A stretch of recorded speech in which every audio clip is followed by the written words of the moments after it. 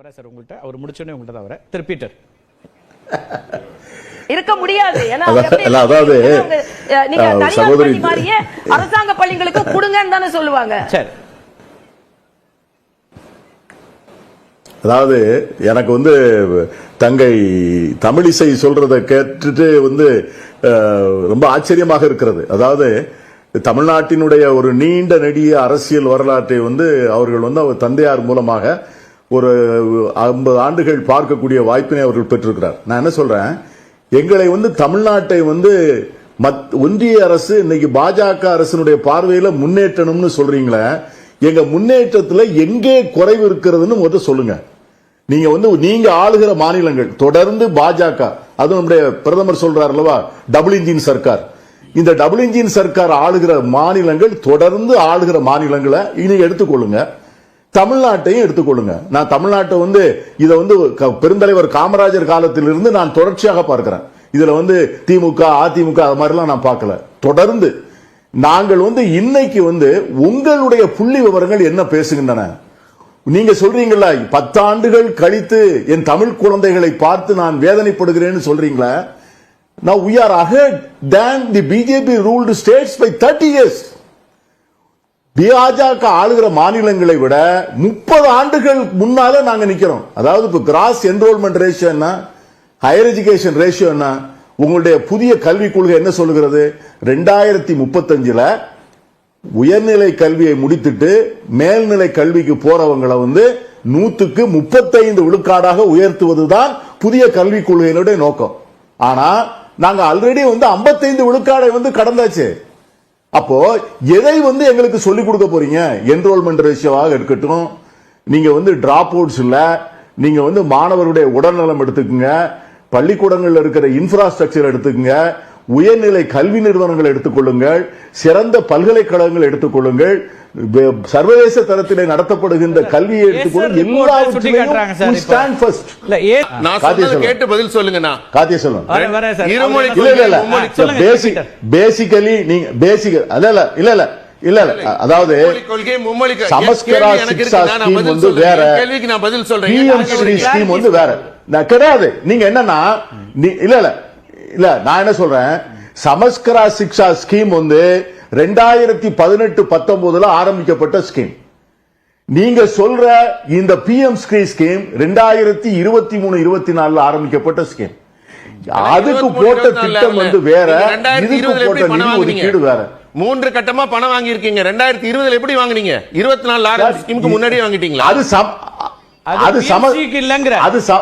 அது சமஸ்கரா சிக்ஷா ஸ்கீமுக்கு தான் வாங்கியிருக்கு. அந்த ஸ்கீம்ல தேசிய கல்வி அவர் பீட்டருக்கு தான் கேள்வி எழுப்பினார். அதுல வர அருள்மொழி அவர்கள்ட்டையும் போனோம். திரு பீட்டர், ஸ்ரீராம் அவர்கள் ஒரு கேள்வியை மீண்டும் மீண்டும் வைக்கிறார். இதை நீங்க அட்ரஸ் பண்ணாம அடுத்த இடத்துக்கு போக முடியுமா? மக்கள்கிட்ட ஒரு கேள்வி வராதா அப்படின்றதா? தமிழிசை அவர்கள் அதான் சொன்னாங்க, அரசு பள்ளி மாணவர்களுக்கான வாய்ப்பு மறுக்கப்படுது, அல்லது ஏசர் ரிப்போர்ட்டா அவர் காமிக்கிறார் இங்க என்ன ஸ்டாண்டர்ட் இருக்கு அப்படின்னு. அதாவது அதாவது ஒரு ஸ்ரீராம்னாலும் சரிதான், கருணேஷ்னாலும் சரிதான். முதல்ல நான் ஒரு நிலைப்பாட்டை அவர்களுக்கு சொல்லிக்கொள்ள ஆசைப்படுகிறேன். காங்கிரஸ் காலத்திலையும் இந்த மும்மொழி கொள்கையை வலியுறுத்தக்கூடிய சூழ்நிலை ஒன்றிய அரசில் இருந்தது. காங்கிரஸ் கட்சியில் இருக்கிற பல தலைவர்கள் ஒன்றிய அரசுல இந்த மும்மொழி கொள்கையை வலியுறுத்த வேண்டும் என்று காங்கிரஸ் கட்சியினுடைய செயற்குழு கூட்டத்திலையும் கூட பேசியிருக்கிறாங்க. அரசாங்கத்திலையும் அதை வலியுறுத்தி இருக்கிறாங்க. அமரர் ராஜீவ் காந்தி அவர்கள் பிரதமராக இருக்கின்ற போது இதற்கான முன்னெடுப்புகள் எடுக்கப்பட்ட போது தமிழ்நாட்டை போன்ற மாநிலங்களிலிருந்து எதிர்ப்பு வந்தது. அப்படி எதிர்ப்பு வருகின்ற போது எங்களுக்கு இருந்த நியாயமான பயங்கள், தமிழ் சமூகத்துக்கு இருந்த பயந்தோடு இங்க இருக்கின்ற தமிழக காங்கிரஸ்காரர்களும் இதை ஆதரிக்கக்கூடிய சூழ்நிலையைத்தான் அன்றைக்கு நாங்கள் வைத்திருந்தோம். அது பெருந்தலைவர் காமராஜராக இருந்தாலும் சரி, மக்கள் தலைவர் ஐயா மூப்பனாராக இருந்தாலும் சரி, அதற்கு பின்னாலே வந்த வாழப்பாடி ராமமூர்த்தி போன்ற தலைவர்களாக இருந்தாலும் சரி, இந்த மொழி வழி சிந்தனையிலும் தமிழ் மொழியினுடைய அடையாளத்தை பாதுகாப்பதிலும் நம்முடைய கல்வி திட்டத்தை பாதுகாப்பதிலும் மாநிலம் சார்ந்த பார்வைதான் எங்களுக்கு இருந்ததே ஒழிய எங்கள் கட்சிக்கு இருந்த அகில இந்திய பார்வையை நாங்கள் அன்னைக்கு ஏற்றுக்கொள்ளல. இன்னைக்கு பாஜக இன்னைக்கு என்ன சொல்லுகிறது என்று சொன்னால், அவர்கள் ஏற்றுக்கொண்ட கொள்கைக்காக ஒரு இனத்தினுடைய தன்மானத்தையே விற்க வேண்டும் என்று சொல்வதை எங்களால் ஏற்றுக்கொள்ள முடியல, எங்களால் ஏற்றுக்கொள்ள முடியாது. இப்ப நாங்க என்ன சொல்றோம் அப்படின்னா, நீங்க சொல்றீங்கல்ல தமிழ் மொழியின் மீது உங்களுக்கு பெரிய கரிசனம் இருக்கு. அப்படி கரிசனம் இருக்கிறவங்க நீங்க நடத்துற ஒன்றிய அரசு தமிழ்நாட்டில் நடத்துற பள்ளிக்கூடத்துல நீங்க தமிழ் மொழிக்கு என்ன செய்திருக்கிறீங்கன்னு கேள்வி நாங்க வைக்கிறோம்ல. ஆசிரியர்கள் நியமிச்சிருக்கீங்களா கேந்திர வித்யாலயாவில்? தமிழ்நாடு அரசு ஜிஓ போட்டிருக்கு, தமிழ்நாட்டில் இருக்கிற பள்ளிக்கூடங்கள்ல கண்டிப்பா தமிழ் சொல்லி கொடுக்கணும்.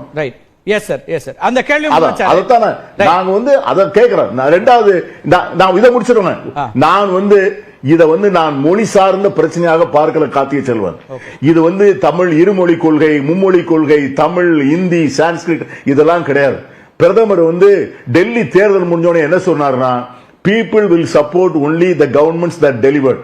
எந்த அரசாங்கத்தால் செயல்பட்டு பிரச்சனைகளை தீர்த்து மக்களுக்கு திட்டங்களை நிறைவேற்ற முடிகிறதோ அதுக்கு தான் மக்கள் அதிகாரம் கொடுப்பார்கள், ஆட்சி தருவார்கள். டெல்லி கவர்மெண்ட் நிர்மூலமாக்குவதற்கு என்ன செய்தார்கள்னா, அந்த அரசாங்கத்தை பேரலைஸ் பண்ணாங்க.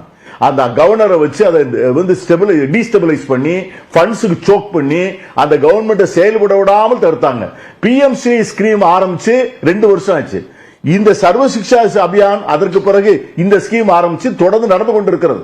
இதுக்கு போட்ட எம்ஓயு எல்லாம் அதுக்கு தான் போட்டது. ஆனால் 2 வருஷம் இல்லாம இன்னைக்கு பணத்தை நிப்பாட்டுவதற்கு என்ன காரணம்? they want to destabilize this government, they want to choke the financial flow for this government. இதன் மூலமாக அரசாங்க ஊழியர்கள் மத்தியில் அதிருப்தி வரட்டும், ஆசிரியர்கள் மத்தியில் அதிருப்தி வரட்டும், திட்டங்களை இது இன்னைக்கு முதல்ல நாளைக்கு ஒவ்வொரு கான்ஸ்டிடியூஷனுக்கு அகைன்ஸ்ட் சொல்லிட்டு நீங்க பணத்தை நிப்பாட்டுவீங்களா? காங்கிரஸ் நிப்பாட்டுச்சா? மும்மொழி கொள்கை ஏற்றுக்கொள்ள முடியாதுன்னு சொன்ன அன்னைக்கு காங்கிரஸ் அரசாங்கம் கொடுக்க வேண்டிய பணத்தை நிறுத்துவதா?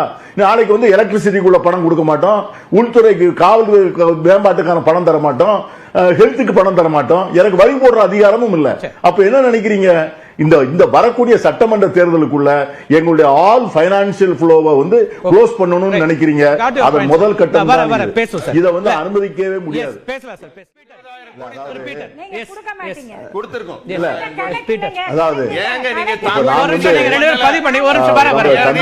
ஸ்ரீராம் ஒரு கேள்வி கேட்டாரு. விவாதங்களை நிறைவு கருத்து மட்டும் நேரம் ரொம்ப குறைவா இருக்கு. Yes please. எஸ் அதைத்தான் நான் சொல்றேன். நான் நிறைய தான் சொல்றேன். நீங்க தமிழ்நாட்டில் எங்களுடைய கல்வியை குறை சொல்கிறீர்கள், எங்க நிலைமையை குறை சொல்றீங்க. அமெரிக்காவில இருந்து நாய் மாதிரி சங்கிலி போட்டு இழுத்து கொண்டாந்து விட்டுருக்கான். ஒரு தமிழன் கிடையாது sir.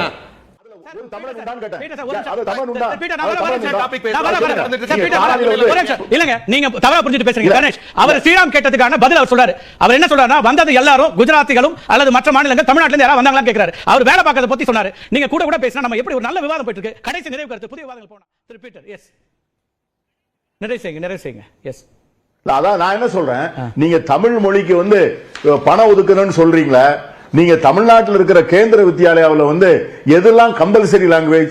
Sanskrit is compulsory language, Hindi is compulsory language. ஆனால் தமிழ் ஆப்ஷனல் லாங்குவேஜ். ஆனால் அந்த ஆப்ஷனல் லாங்குவேஜை சொல்லி கொடுக்கிறதுக்கு தமிழ்நாட்டில் இருக்கிற கேந்திரிய வித்யாலயாவில் ஒரு பள்ளிக்கூடத்தில் கூட ஒரு டீச்சர் கிடையாது. ஆனால் சான்ஸ்கிரிட் சொல்லி கொடுக்கிறதுக்கு நீங்க 53 டீச்சர் பண்ணிருக்கீங்க, ஹிந்தி சொல்லி கொடுக்கிறதுக்கு 109 டீச்சர் பண்ணிருக்கீங்க. இது எப்படி உங்களுடைய நேர்மையை நாங்கள் ஏற்றுக்கொள்வது? நீங்க தமிழ்னு சொன்னா ஒரு தமிழ்நாட்டில் இருக்கிற கேந்திரிய வித்யாலயால கூட தமிழ் ஆசிரியர் நியமிக்காத நீங்கள் தமிழ் மொழியை ஆதரிக்கிறதுன்னு சொன்னா கேப்பையில நெய் வடிக்கிறது என்று சொன்னால் கேப்பவும் பைத்தியக்காரன் சார், காதுல பூ இல்ல. தமிழ் மக்களுக்கு தெரியும், இதற்கு தகுந்த பதில் சொல்வார்கள். நாங்களும் காத்திருக்கிறோம், பார்க்கலாம் எப்படி ஒரு களம்.